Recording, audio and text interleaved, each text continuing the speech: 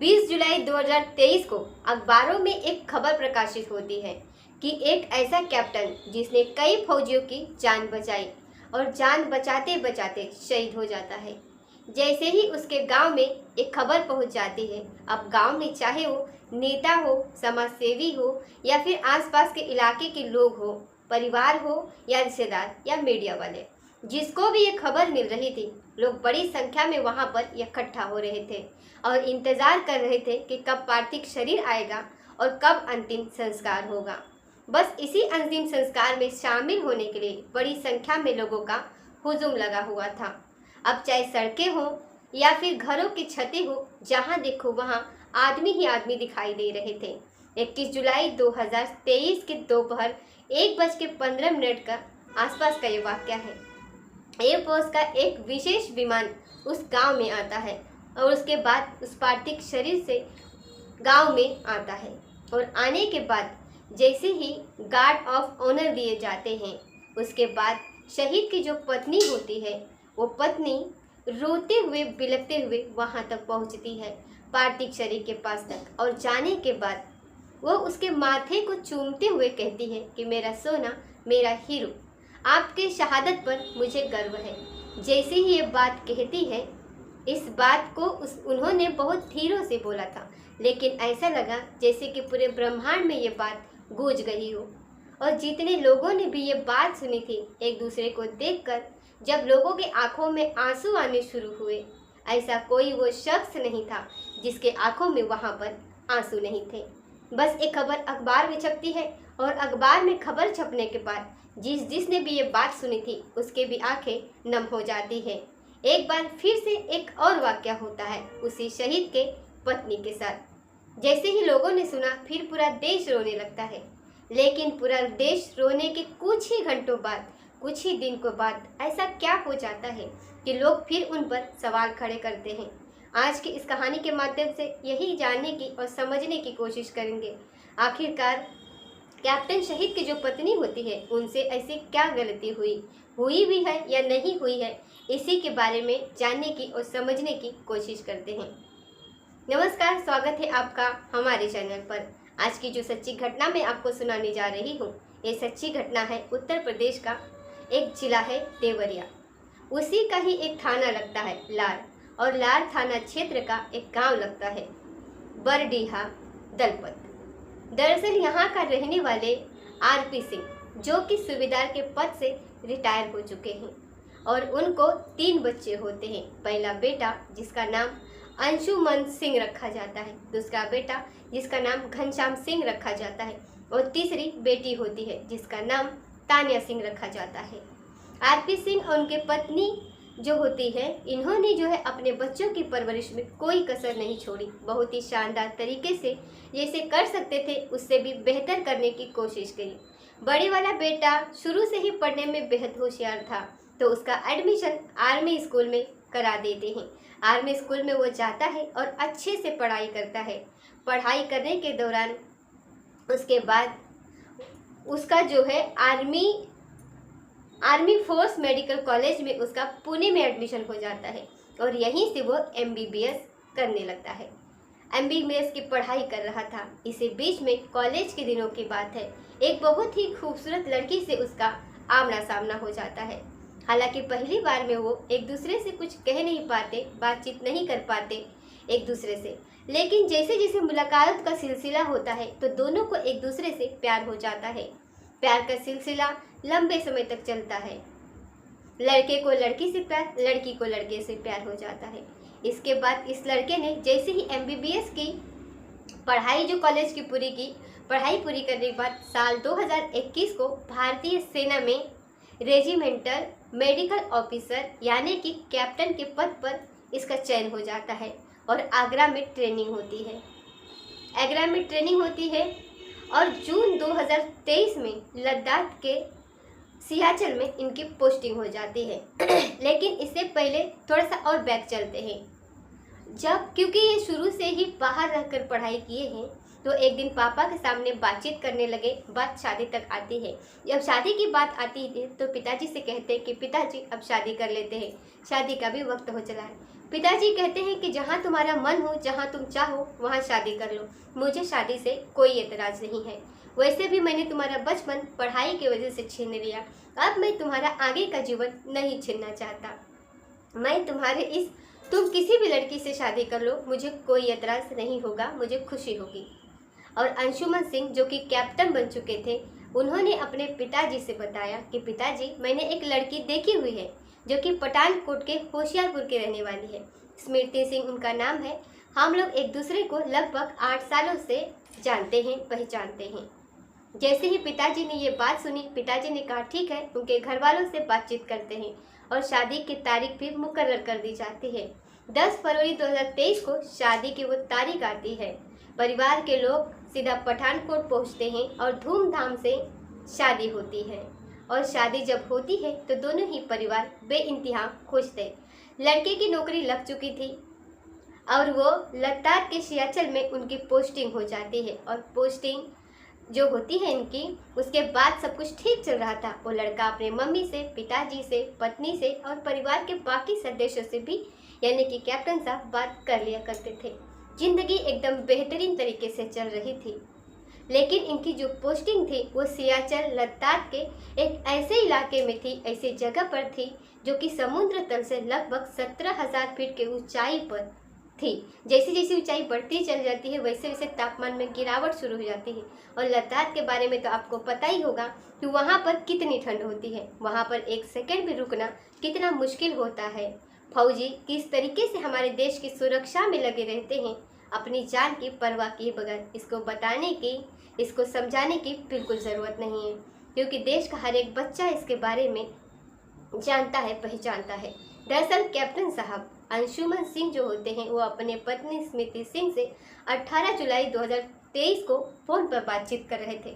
और फ़ोन पर बातचीत करने के दौरान इन दोनों ने अगले 50 साल की जो रूपरेखा थी पूरी तैयारी कर ली। उस 18 जुलाई 2023 को जो उन्होंने बातचीत की थी, उस बातचीत में 50 साल के आगे का खाता तैयार कर लिया था, पूरा नींव रख ली थी। घर कैसा होगा, बच्चे कैसे होंगे और आगे की ज़िंदगी, गाड़ी कौन सी होगी, तमाम छोटी से छोटी बातों को लेकर बातचीत चल रही थी। और दोनों एक दूसरे से बेइंतहा खुश भी थे।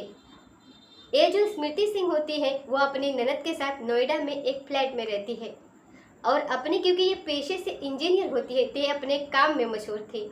उधर इनका जो हस्बैंड होते हैं वो अपने फौज के जो भी अपना उनका काम होता है उसमें मेडिकल ऑफिसर होते हैं, उनमें बिजी थे। अब बात आती है 19 जुलाई 2023 की सुबह लगभग 3 बजे के आसपास का वाकया था। अचानक से लोगों की आंखें खुल जाती हैं, क्योंकि जो ड्यूटी पर तैनात होते हैं वो तो जानते ही थे, क्योंकि आग लग चुकी थी।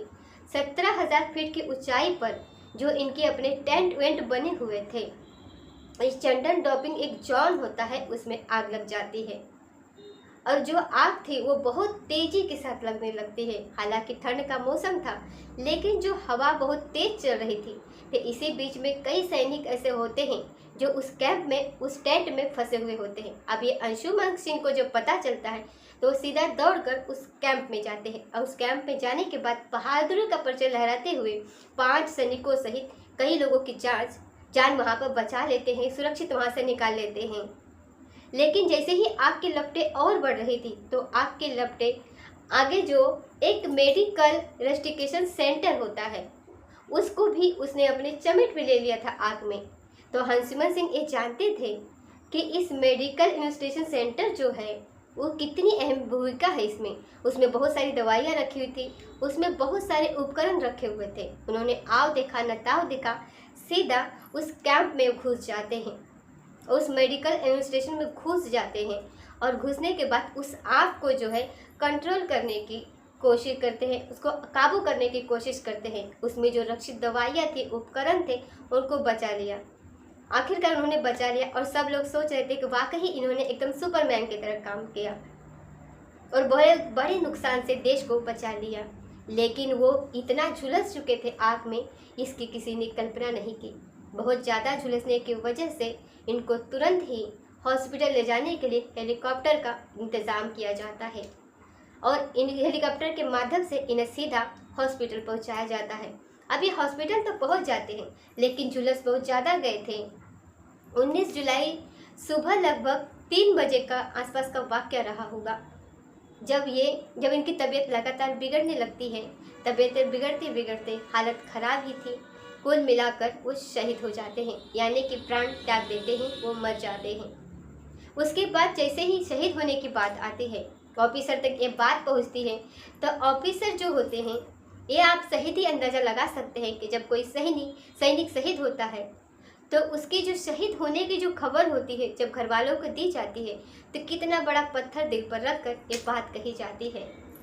और जो सुनता होगा वो कितना मतलब कि बड़ा दिल वाला होगा कि इस तरीके से वो इसको खबर मिलती होगी। तो ये खबर पहुंच जाती है कैप्टन शहीद के अंशुमन सिंह के पत्नी के पास, स्मृति सिंह के पास। फ़ोन पहुंचता है 19 जुलाई 2023 को कि आपके जो पति है वो इस तरीके से इस घटनाक्रम को शहीद हो चुके हैं। और जैसे ही बात उनको पता चलती है, वो तुरंत ही कैप्टन की पत्नी अपने ससुर, अपनी सास और बाकी जो परिवार के सदस्य थे उनको सबको बताती है और कहती है कि आज इस तरीके से हो गया। तब तक तो शायद उन्हें इस चीज़ का एहसास ही नहीं था कि ये हो क्या गया है। लेकिन जैसे जैसे ये खबर घर वालों को, उसके बाद फिर मीडिया, नेता, आसपास के पड़ोसी, आसपास के ज़िले में डीएम जो होते हैं, बड़े बड़े अधिकारी, एमएलए, एमपी, सबके पास एक खबर पहुंचती है। बड़े संख्या में लोग उनके गांव में फिर जमघट लग जाता है, इंतज़ार किया जाता है पार्थिव शरीर का। पार्थिव शरीर जब आता है तो उस पार्थिव शरीर को चूमते हुए ये स्मृति सिंह कहती हैं कि मेरे सोना, मेरे हीरो, मुझे तुम पर बड़ा गर्व है। और वैसे भी वो बातचीत के दौरान कहते थे कि मैं कोई सामान्य मौत नहीं मरूंगा, बल्कि मेरे सीने में बहुत सारा पीतल होगा। जब वो इस तरीके से बातें करते थे तो वो बातें कर कर वो रोती लगती है और फिर रोते रोते एक कहानी आगे बढ़ने लगती है। अब यहाँ से वक्त बीत जाता है और इसी बीच में भारत सरकार ये घोषणा करती है कि इनको मरणोपरांत, यानी कि मरने के बाद अंशुमन सिंह को कीर्ति चक्र से नवाजा जाएगा। और कीर्ति चक्र से नवाजने की एक तिथि एक घोषित कर दी जाती है। 26 जनवरी 2024 को ये घोषणा होती है और 5 जुलाई 2024 को इन्हें राष्ट्रपति भवन में एक अनाउंसमेंट हो रहा था। और जो कैमरे का जो फोकस होता है वो रक्षा मंत्री राजनाथ सिंह की तरफ था। उनके जस्ट बगल में, बिल्कुल बगल में प्रधानमंत्री नरेंद्र मोदी बैठे हुए थे। इसके बाद जो फोकस होता है वो जाता है सीधा 2 महिलाओं की तरफ, और वो 2 महिलाएं कोई और नहीं, एक उनमें अंशुमन सिंह की माँ होती है मंजू सिंह, और एक उनकी पत्नी होती है स्मृति सिंह। ये दोनों जब आ रही थी, उसके बाद में कीर्ति चक्र से उन्हें सम्मानित किया जाता है। और जब सम्मानित किया जा रहा था तो इसके बाद ये फ़ोटो, ये वीडियो सोशल मीडिया पर वायरल होने लगती है। साथ ही एक छोटा सा क्लिप था जब इन्होंने पहली बार मिलने की कहानी बताई थी कि किस तरीके से हम मिले थे, किस तरीके से इनका प्यार परवान चढ़ा, किस तरीके से इनकी शादी हुई। ये बात इन्होंने जब नम आंखों से रोते हुए बात कही तो पूरा देश इन वीडियो को देखने के बाद, इन फोटो को देखने के बाद रोने लगता है। अभी कुछ वक्त ही हुआ था, यहाँ से ये चक्र लेकर, एक कीर्ति चक्र जिससे इन्हें सम्मानित किया था, इन्हें नवाजा गया था, साथ में बहू और उनके जो शहीद होते हैं उनके पिता, वो लगकर यहाँ से निकल ही रहे थे कि कुछ फ़ोटो वोटो खींचते हैं। और सामने राहुल गांधी से भी भेंट वार्ता हो जाती है। राहुल गांधी से जैसे ही भेंट वार्ता होती है उसके बाद नंबर का आदान प्रदान किया जाता है। और नंबर का आदान प्रदान करने के बाद वो कहते हैं कि हमसे मुलाकात कर लीजिए। और उत्तर प्रदेश के रायबरेली में मुलाकात का वक्त भी तय हो जाता है। उसके बाद से शहीद कैप्टन अंशुमन सिंह के माता और पिता दोनों जब मुलाकात करते हैं राहुल गांधी से, तो मुलाकात के दौरान इसी बीच में कई पत्रकार भी वहां पर मौजूद होते हैं। पत्रकारों ने जब सवाल किए तो कुछ ऐसे सवाल कर लिए जिससे कुछ अपनी ऐसी बातें सामने आ जाती हैं जिनके कभी कोई किसी ने कल्पना नहीं की थी। दरअसल जब पिता के सामने ये बात रखी जाती है कि आप क्या कहना चाहते हैं, मुलाकात की क्या वजह रही राहुल गांधी से, तो अग्निपथ वीर जो योजना होती है उसके बारे में बातचीत कर ली थी। लेकिन उसके बाद उन्होंने कहा कि जब कोई फौजी शहीद होता है तो शहीद होने के बाद कानून में थोड़े से बदलाव कर देने चाहिए। बदलाव कुछ इस तरीके से कि यदि पत्नी के कोई बच्चा नहीं है, शादी को बहुत कम वक्त हुआ है, तो ऐसे में जब भी कोई मरणोपरांत कोई सम्मान से सम्मानित किया जाना चाहिए तो उसमें फिर देखा जाना चाहिए कि कितने दिन ये साथ रहेंगे या नहीं रहेंगे, उनके बच्चे हैं या नहीं। ये छोटी छोटी बातों पर जब बातचीत करना शुरू किया, तब पत्रकार ने तफसील से पूछना शुरू किया कि आखिरकार आप कहना क्या चाहते हैं। तो उन्होंने बताया कि जैसे ही उनका बेटा शहीद होता है, उसके बाद गांव में यानी 2 अगस्त 2023 को 13वीं होती है और 13वीं होने के बाद 3 अगस्त 2023 को स्मृति ये कहते हुए घर से चली जाती है कि मेरा यहाँ मन नहीं लग रहा, मैं अपनी माँ के साथ रहना चाहती हूँ और ये जो दुखों का पहाड़ टूटा है, इस वक्त मुझे एक सहारे की ज़रूरत है, मुझे अपनी माँ के पास जाना है। बस परिवार वालों ने कहा कि ठीक है, इसमें कोई बुराई वाली बात नहीं है। फिर वो वहाँ से निकल जाती है। 4 अगस्त 2023 को वो पहुँच जाती है नोएडा के फ्लैट पर, जहाँ फ्लैट पर अपनी ननद के साथ रहती थी। और वहाँ पर जितना भी अंशुमन से जुड़ा हुआ सामान था, कैप्टन शहीद से जुड़ा हुआ सामान था, वो सारा सामान वहाँ से समेटती है और समेटने के बाद अपनी माँ के यहाँ यानी कि मायके चली जाती हैं। उसके बाद जो अगला प्रोसेस होता है वो पेटीएम जो होता है उसको ब्लॉक करा देती हैं। वो एटीएम जो एक फौजी को मिलता है, 2 एटीएम मिलते हैं, एक फौजी अपने पास रख लेता है और दूसरा अपने परिवार के सदस्य को दे देते हैं। वो एटीएम माँ के पास होता है और जो वो ब्लॉक हो जाता है तो माँ को थोड़ा सा एहसास होता है कि ये ब्लॉक कैसे हो गया, समझ नहीं आ रहा था। घर में जो फ़ोन मिले हुए थे इनके आपस में, मनसूमन सिंह के परिवार में जो फ़ोन थे वो पोस्ट पेड कमिटमेंट होने के बाद इनमें से जो फ़ोन होता है जो कि स्मृति सिंह के पास होता है, उसको प्रीपेड में कन्वर्ट कर दिया जाता है। और ये बात कहीं ना कहीं छोटी छोटी बातें थी, लेकिन